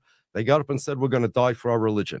And these little Jews got up and said, we're going to take up arms against the Syrian Greek army. And then the miracle happened. And guess what? Instead of their expectation that they're going to die for their religion, they're going to give their life and be martyred for their religion, instead, they won. But happy ending. Yes, but that wasn't the ending. That was not even the ending. That's not what we celebrate. In the Talmud, it doesn't even mention that Hanukkah, this war victory in Hanukkah. In our prayers, we thank God that we won the war because we have to thank God for saving us. But the reason for the establishment of Hanukkah, the holiday, it says in the Talmud, had nothing to do with the war. What happened was, after the war was over and now was safe to go into the temple, they found one flask of oil that could only last one day, and instead it lasted 8 days. And even though there was this incredible war miracle, war victory, that has nothing to do with our celebration. Right. Our celebration is only because of the miracle of the oil. Now, the Zionists changed that. The Zionists took Hanukkah because there was a war victory there. And also, it's not in the Bible, so it's more malleable. You know, you could read into it what you want because it's the only Jewish holiday, major holiday that's not in the Bible, meaning even Purim is in the book of Esther. That was the last holiday to happen was Hanukkah. So what they did was they said, no, the Talmud is wrong. In fact, there was a song, you can get it on YouTube in Hebrew, that the guy who made it later became the education officer of the IDF, that the chorus goes like this: Nes lo kara lanu, pach shemen lo matzanu. No miracle happened to us. We never found a flask of oil. It's all a lie. Really what happened was we fought, we won, had nothing to do with God, and it uses biblical terminology in a cynical and sarcastic way to say God wasn't involved, there was no miracle of oil, we won, we created the light, and there was light. That's one of the lines. Vayhi or, and behold, there was light, which is, from the Bible, that no, God didn't do it, we did it. And that's why, I speak to a lot of, let's say, anti-Zionist Jews, the progressive liberal Jews, and I tell them that leftists, and I tell them that, I ask them if they celebrate Hanukkah, and they say, sure. I said, well, the odds are you are promoting Zionism. Why?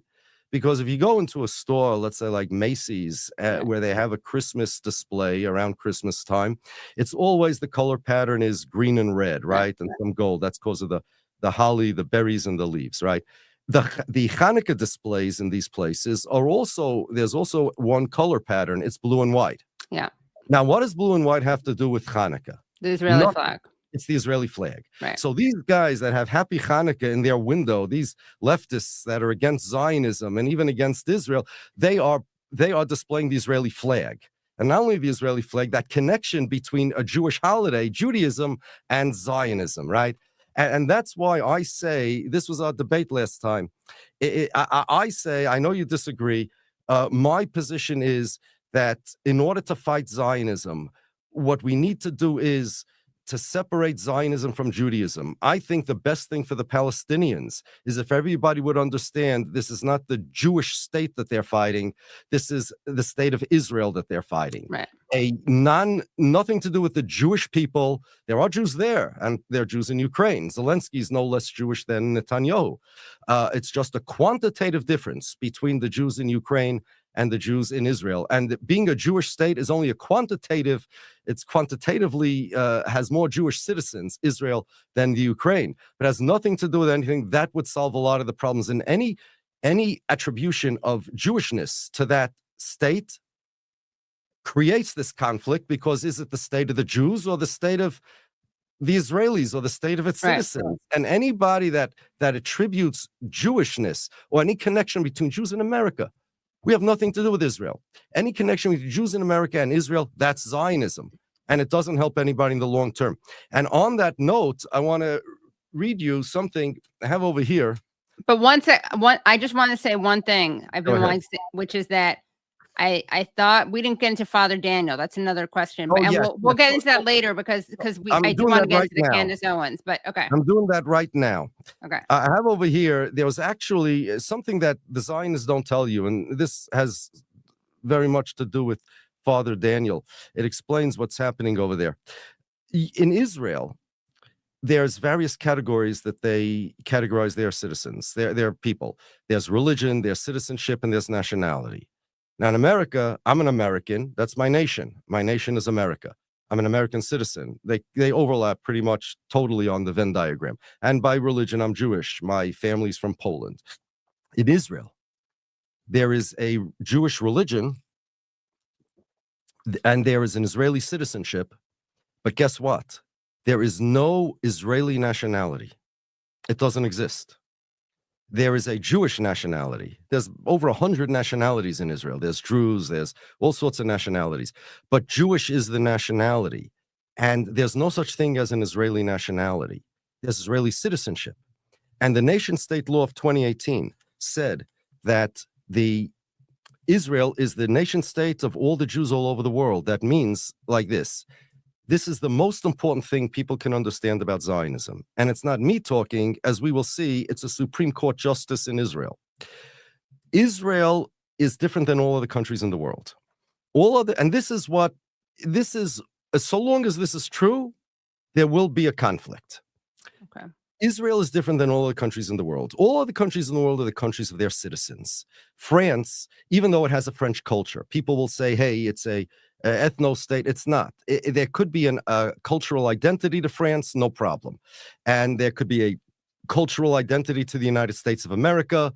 It is kind of a Christian type culture. In God we trust. The 10 Commandments are by the door of the Supreme Court. One country, Pledge of Allegiance, one country under God. Now, you don't have to believe in God, but there is a culture of God here.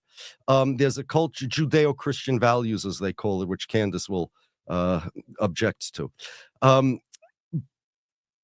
But Israel is not merely, it's not even a Jewish culture. According to Israel, your citizenship and your nationality are two different things. There's an Israeli citizenship, but there is no Israeli nationality. And Israel is not the country of the Israeli citizens.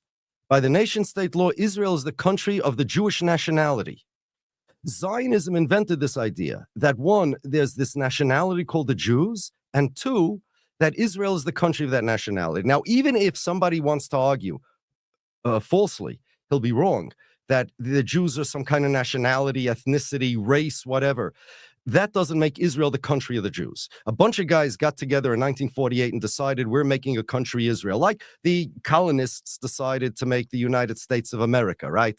But they didn't say we're the country of all the white Anglo-Saxon Protestants. The Israel decided that they are the nation state of all the Jews all over the world, which is insane. Now, it wasn't only the 2018 nation state law, all the way at the beginning. In 1952, there's a status law that Ben-Gvir signed. It starts off, it says the state of Israel regards itself as the product, the work product, I forgot the language in Hebrew, of all the Jewish people. Do you hear this?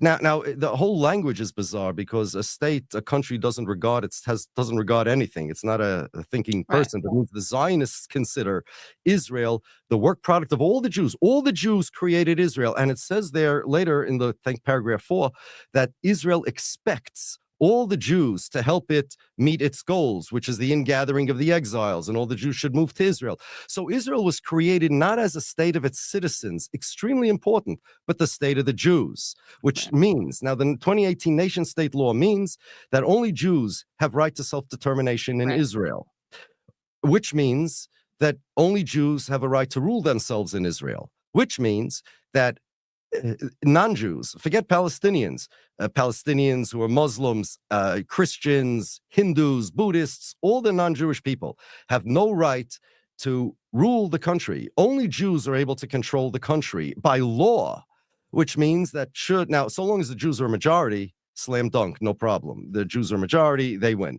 And, you always hear the Zionists say, well, we have Arabs that are in the Supreme Court. Sure. Parliament, whatever, you could be in the Supreme Court as long as you're a minority. You could be whatever you want, but you dare not become a majority and control the country. The Jews control you. You don't control the Jews over here.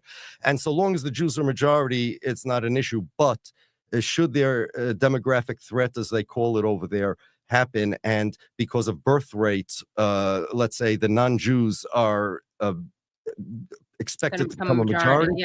they have a problem. So they'll either have to make some kind of laws where the minority of Jews rule over the majority of non-Jews, because this is a basic law in Israel. It's not just a law. Plain majority can't overturn it. It's kind of like a constitutional law, we would call here. Right. Which is why they cannot annex the West Bank and Gaza and make one person, one vote, the way America made the Mexicans that they took over into Texans. Because if there are millions of non-Jews, then it's a big problem for them.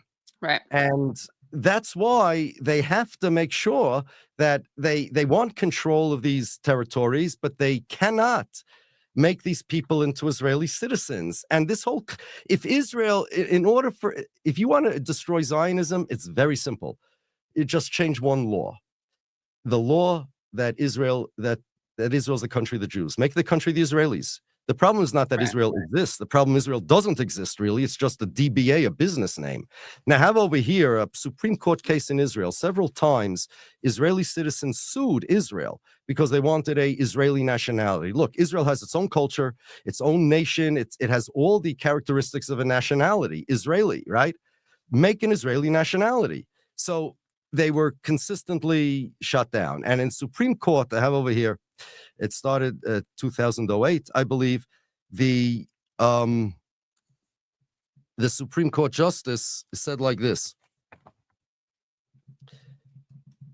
the appellants argue it is impossible to define the whole of world Jewry as belonging to the Jewish nation, for the Jews are all of the nationality of the states in which they are citizens. I agree with this. The appellants, Uzi, Ornan, Uri, Avneri, whole bunch of these people, okay?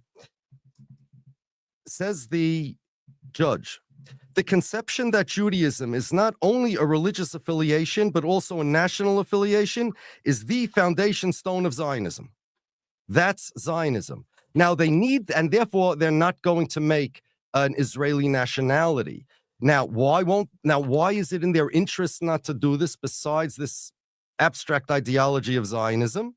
So in the beginning of these papers, right over here, it says, in addition to this ruling, which relied on the judgment of the district court on the matter, this was an appeal to the Supreme Court, the president is the head of the court, that's how they call him, added that in his view, listen to this, the principle of the right to national self-determination was intended to apply to nations and not to fragments of nations. In his opinion, recognition of such nationality, an Israeli nationality, might lead to national and social fragmentation of the entire nation. The president added that a separatist trend of splitting the Jewish people was unacceptable. In order to claim, this is the Israeli Supreme Court talking, not me, the right to self-determination, which is the whole idea of the whole basis for this conflict, you need only full nations have that right. So it has to be the Jewish nation. It has to be the Jewish people as a whole in toto are making the state of Israel. That's the state of the Jewish people, not the state of the Israelis. You want to destroy Zionism. All you need, the Zionists say, well, you're an anti-Semite if you say Israel shouldn't exist, but you're allowed to disagree with Israel's policies. Let's go with that, even though it's not true. Change this policy. Let Israel be the state of the Israelis, like all other normal countries in the world. Right. Then Zionism is gone. One person, one vote, that's it. But they'll say, well, now you destroyed Israel. So look what they have. Israel isn't a real country. Israel is just Zionism. Israel, the existence, the identity of Israel as really as the Jewish state, doing business the Jewish state doing business as the state of Israel, only exists by its identity if it doesn't change this policy.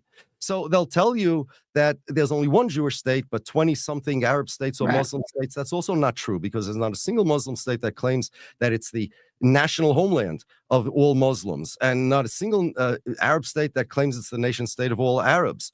All we have to do, all we should ask of Israel is to become a normal country.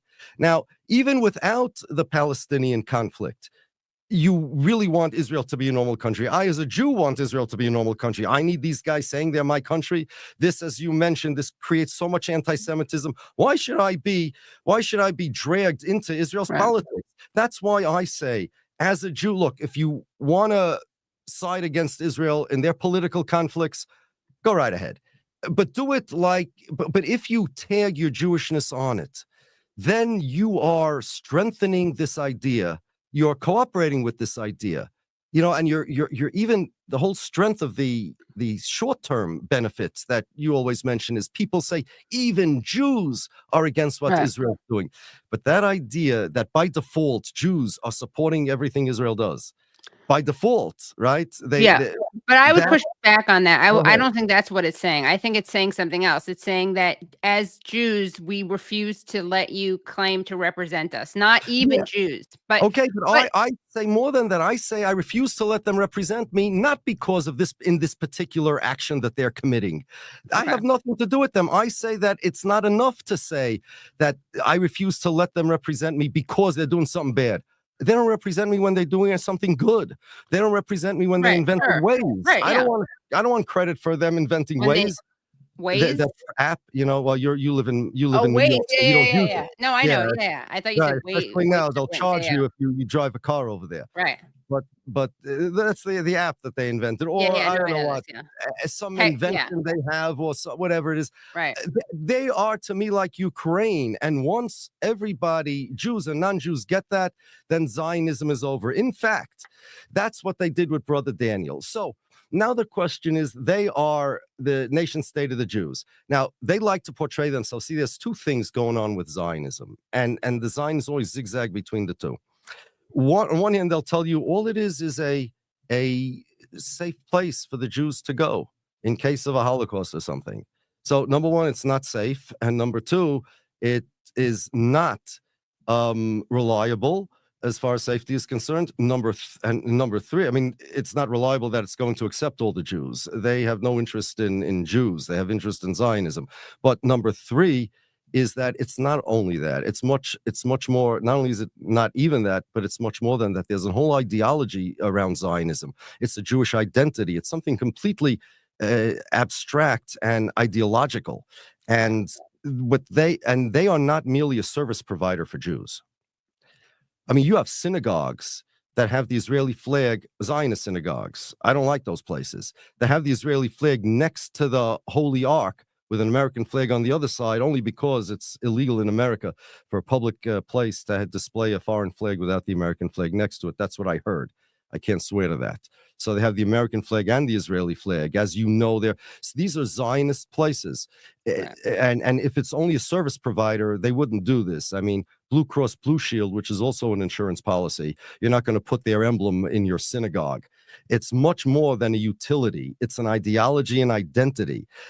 And therefore, the Zionists, although they tried to trick the Jews into saying, you need us to protect you from the Islamists, from the jihadists, from the rampaging Muslims and the savages. In fact, the whole West needs us because we are the outpost in the Middle East for the United States of America, and America needs us. This is how Israel talks. Everybody needs us. But the truth is, they are not service providers for anybody, certainly not for the Jews.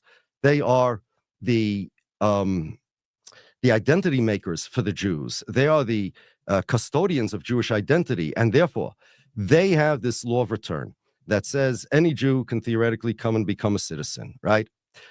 Now, because they believe that being a Jew is a nationality, not a religion, you could be an atheist Jew, right?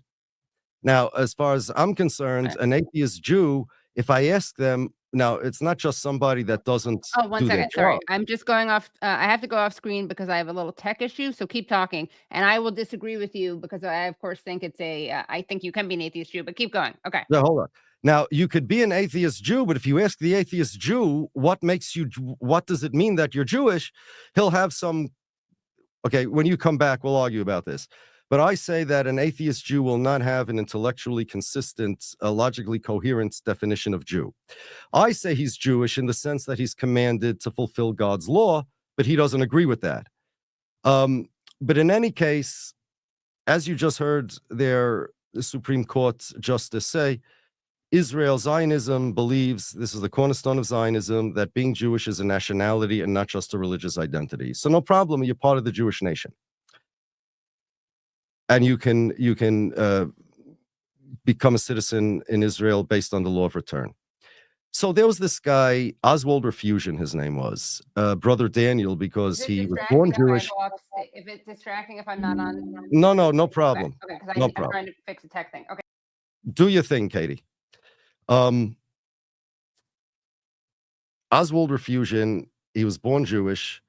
His parents were running away in World War II, and it wasn't. They left him in a monastery, in short. And it was before World War II, but they left him in a monastery, and he converted to Catholicism, and he became a Carmelite monk. And after Israel was made, he wanted to come to Israel and join based on the law of return, because he said, nationality, I'm Jewish, but by religion, I'm Christian. Just like you could be nationality Jewish, culturally Jewish, and I think Katie's going to say something like that. Culturally Jewish, nationally Jewish, ethnically Jewish, but no religion. So I'm the same Jew, but I believe Jesus is the Messiah. And Hitler would have killed me too. In fact, this brother Daniel saved a lot of Jews in World War II because of his status as a non-Jew. Israel's Supreme Court ruled that he's not entitled to the law of return because he's not Jewish. And the law of return says if you practice another religion, you're not Jewish. So you could be in, so brother Daniel, he can come and he says, you know what, if I don't believe in God, I'm a Jew, right? Yes, you're a Jew. You can come be a citizen of Israel because of the law of return. So if I believe in God, but it's a Trinity, I say God's a Trinity, now you're not Jewish. You don't believe in any God, you're Jewish. You believe in God, you're an Orthodox Jew, then certainly you're Jewish. If you believe in God, but he's a Trinity, which, by the way, is one step closer to Judaism than atheism. According to Jewish law, Christianity is a step up from atheism. You're not Jewish. So Brother Daniel could say, okay, fine, no problem. If I become an atheist now, I'm Jewish? Yes, if you become an atheist, you're Jewish. If somebody converts to Judaism and they want to remain an atheist by Orthodox Jewish law, and Israel, for the most part, accepts that currently, they would not convert him. So if a guy like Benjamin Netanyahu or David Ben-Gvir or Theodore Herzl wanted to convert to Judaism, they would not be accepted. Even though being Jewish is a nationality, how do you become part of the Jewish nationality? Well, it's different than all nationalities. Let's say Brother Daniel would say, you know what, I want to become part of the Jewish nationality. I don't want to convert to Judaism. What's the naturalization process to become a Jew? Well, there is no naturalization process. You can't become a Jew by naturalization, the way you can become French, the way you can become Italian, the way you become a Mexican. Oh, no, but I thought being Jewish is a nationality. Well, no, but you have to accept the religion. And for the most part, Israel will enforce the Orthodox law that says you have to become religious. So Brother Daniel said, well, wait, I can't become a national, even though you believe that atheists, your prime minister. No, so if somebody comes and says, I want to convert to Judaism because I love Israel and Israel represents Judaism, and my role model is Benjamin Netanyahu, and I'm going to be a Jew just like Benjamin Netanyahu, who's not an observant Jew. He doesn't eat kosher food. He doesn't eat kosher food. He doesn't keep Shabbos. He does text people on Shabbos. He's completely not observant. And a guy says, I want to change my name from, Jesus McDonald to Benjamin Netanyahu. And I'm going to get plastic surgery. I'm going to be just like him. And that's my conversion to Judaism. Israel, the state of Israel will say, that's not good enough. You have to be religious. But what do you mean? Benjamin Netanyahu is not religious. He's the prime minister. Oh, no, it doesn't work that way. But one second, did you just tell me being Jewish is a nationality, not a religion? No, but the only way you could enter this nationality is by converting to Judaism. You could be an atheist and you're entitled to the law of return. If you believe in Christianity, then you can't and aren't entitled to the law of return. The whole thing is intellectually, it doesn't make any sense. Right. Zionism makes no sense. But Zionism decided that they are the custodians of Jewish identity. And they want very, very much, it's very important for them that people should accept the Zionist version of Jewish identity and not the Jewish version. I have over here Look And what I then we're got. going to get, should we go? Oh, but you know what I want to say? I do know that according to Jewish law, I heard you say this on an interview. So according to Jewish law, Jews were created on Mount Sinai, right? Correct. But The Jewish people. so Yes. the Jewish people. So I got really excited because I was listening to it and I was like, well, Jewish law says Father Daniel is Jewish, even if Israel doesn't say it. So Yes. I'm as Jewish as Father Daniel. But then Yeah. it says the Jewish people were created on Mount Sinai. And then I thought, well, I was actually delivered at Columbia Presbyterian. Your soul existed in a previous life. But do you like my joke about the hospital I was born at? Yes, absolutely. All right. But I know the soul thing. Yeah. Listen, yeah. But and there are a lot of Christians born at Mount Sinai. Right. In the 2 hospital, hospitals uptown, I by get the it, way, yes. for people who aren't New Yorkers. Yeah. Okay, so show me the please. Okay, continue with that, Hasbara then we'll go to- Handbook. Okay, the Hasbara Handbook. There are several of them. This is from the publication sponsored by the Education Department of the Jewish Agency for Israel and by the Joint Distribution Committee. This is from the World Union of Jewish Students. Right at the beginning, it's called, the title page is Hasbara Handbook Promoting Israel on Campus. Okay. On the first page, the introduction to the Hasbara Handbook, it says that, quote, the reluctance of Jewish students to get behind Israel unconditionally, and this is about 25 years ago this was said, is probably connected to the gradual shift in our generation towards attempting to find personal meaning in Judaism. In other words, the more you find personal meaning in Judaism, the less inclined you are to unconditionally support Israel. Right. So now that college students, this is about 25 years ago, are trying to finding Judaism, God or whatever it is, maybe even bagels and lox. I don't know what their Judaism is, but it's not Zionism.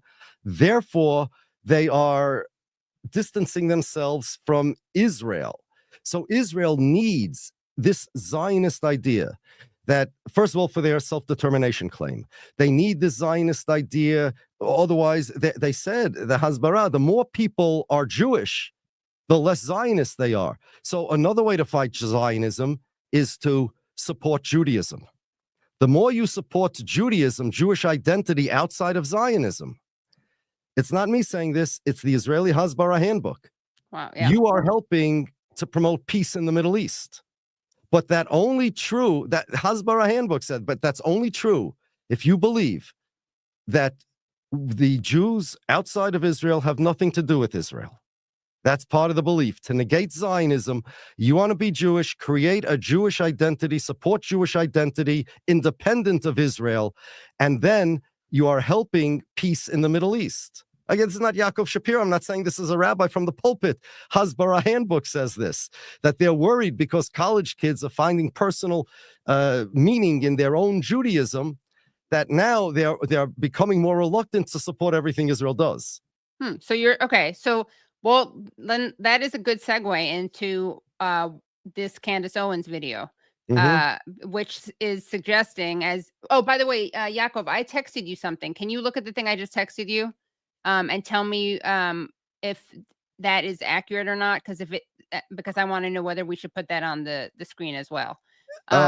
It's not true. It's not true. Okay, so we can also look at that. No, it's not true. Okay. What? Okay, we could discuss it later. If it's segues later, in, okay. I'll deal with it. Okay, so I want to show two clips. First, Brad and Andrew. Brad, I texted you a clip of Candace Owens saying something I agree with, and I want to play that so that to show that I'm disagreeing with her in good faith and give her credit where credit's due. So, Brad, do you know the clip that I'm talking about?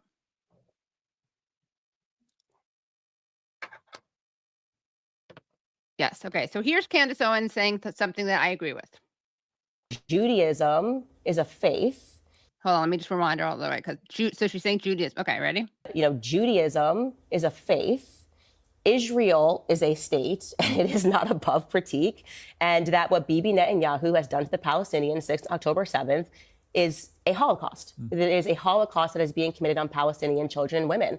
And I'm not going to quiet my perspective on that, to kowtow to whatever the prevailing narrative is at the New York Post. Okay. So far, so good, right? Great. Okay. He's right. She's right. Yeah. Okay. But then I was actually, so I had Scott Horton on my show who wrote a really good book. Where do I have that book? Crap. I have it somewhere and now the title's escaping me. It's about Ukraine. But we had him on Useful Idiots, the show that I co-host with Aaron Mate. I can't believe I can't remember it, but I had him on. We had him on to talk provoked how Washington started the new Cold War with Russia. And so I was watching a bunch of interviews with him because I always do that to prep for my guests. I watch them on other shows. And I came across his conversation with Candace Owens, and it actually had a lot of really interesting stuff in it. But then I came across this part. So let's take a look at what Candace Owens has to say. It's a little bit meta. It's Candace Owens talking about a clip, and then we're going to listen to her, and then we're going to listen to the clip. Difference. And so my position, is to play the devil's it starts advocate. here. It doesn't. Okay, sorry. People Sorry. sometimes This is okay. So here is a clip of two evangelicals talking about Judaism. And as Candace Owens says at the beginning, she says we need to look into the theology of Judaism and figure out why we're supporting Israel. Okay, and we can cut that in later. Sorry about that. Okay. difference. And so my position, is to play the devil's advocate. I have people sometimes tell me, well, Joel, but if we're thinking about Jews today, all right, like, how is this relevant? How does it apply? Let's get practical.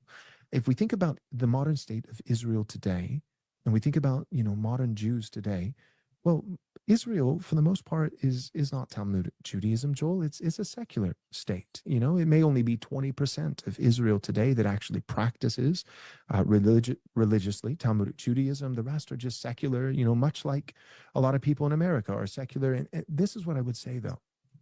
I think of Richard Dawkins, who recently said, and was so funny to hear, guys who have devoted their entire lives to destroying Christianity and then all of a sudden see the fruit of what they've labored for and say, oh, wait, I didn't mean it. Like turns out. And so what he said, the big line that everybody, all the Christians, we couldn't help but chuckle.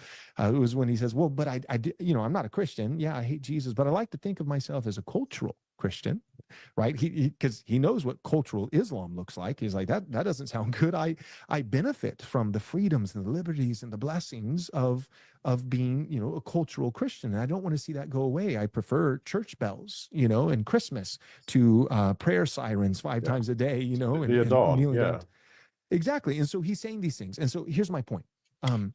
Even Richard Dawkins, a known atheist, recognizes that there is such a thing as, even though there may only be, let's say there's only 40 or 30% of America is actually practicing Christians or regenerate Christians in the true spiritual sense.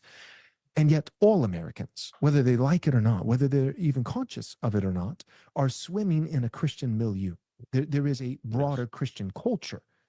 The same is true of Israel.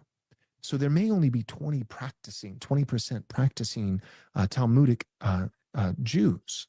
But I would say that Israel as a nation has been shaped, even for those who don't practice, in the sense of cultural Judaism.